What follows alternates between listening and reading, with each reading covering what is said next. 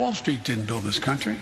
The middle class built the country. And the people who built this country from the ground up, the workers. I love our blue-collar workers. I consider myself in a certain way to be a blue-collar worker. We love and respect the hard-working people of this country, although I'm pretty sure they don't always feel the love. I need assistance to pay my rent. After 25 and a half years, I make $8.99 an hour. I dropped out of college. I had to. I couldn't afford it. My mother couldn't afford it. I work 7 days a week. Now I can't afford to retire because of health care. I need child care like I need my next breath. I have 2 degrees. I have student loans and bachelor's degrees and 14 years experience. I should not have to come ask for food. I'm living paycheck to paycheck. If I live in a country that says it's #1, why do I feel like, I'm at the bottom of the barrel? Anybody know what might help them?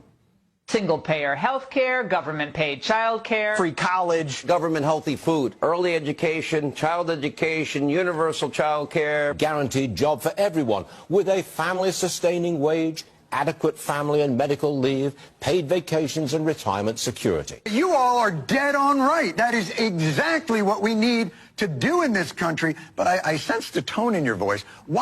Why aren't we doing those things? If that's not socialism, I'm not sure what is. Every socialist wish list item. Socialist and globalist wish list. Socialist fantasy. Paradise for all. So there it is. We cannot give our hard-working, leather-behanded heroes their basic needs because that's socialism.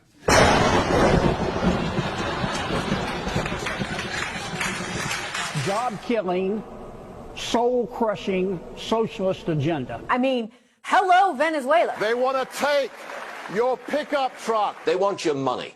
And if you won't give it to them, they'll take it. They want to rebuild your home. Socialism destroys. Socialism kills. People really die. It's despair. Destruction. It's starvation. Poverty. Squalor. Chaos. Death. Death. Death. Death. They want to take away your hamburgers.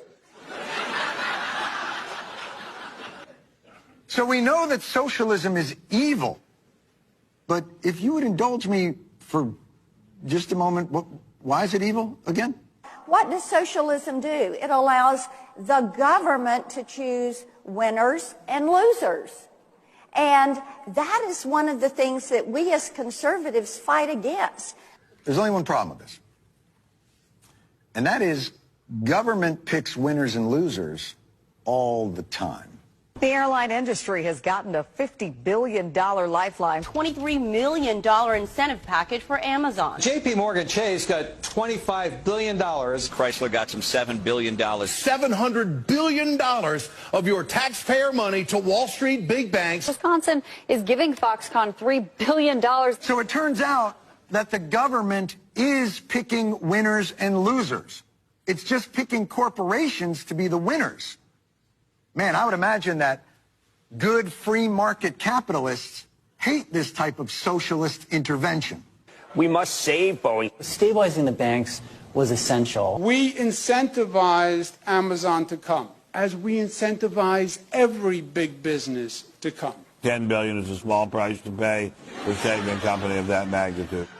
So apparently government picking winners and losers in this case is great.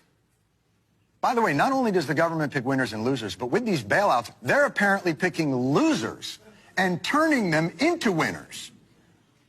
Just out of curiosity, what would you say if we bailed out a person? They started sending checks to people, getting them a little bit more reliant on government, a little bit more reliant on government. And now they are full-blown incentivizing laziness. Because why work hard? Why work hard when the government is going to cut you a check? The welfare state has incentivized women to marry the government and allowed men to abandon their financial and moral responsibility. When corporations fail, you pay for it. But when they succeed, it's theirs. They socialize their losses and privatize their gains. Why do we allow that? See, this is the lie they tell you. That all this money flowing towards corporate and moneyed interests is actually for your benefit. The government intervention for corporations is our free market. But government intervention for workers is socialism. And that's the reason for the socialism scaremongering.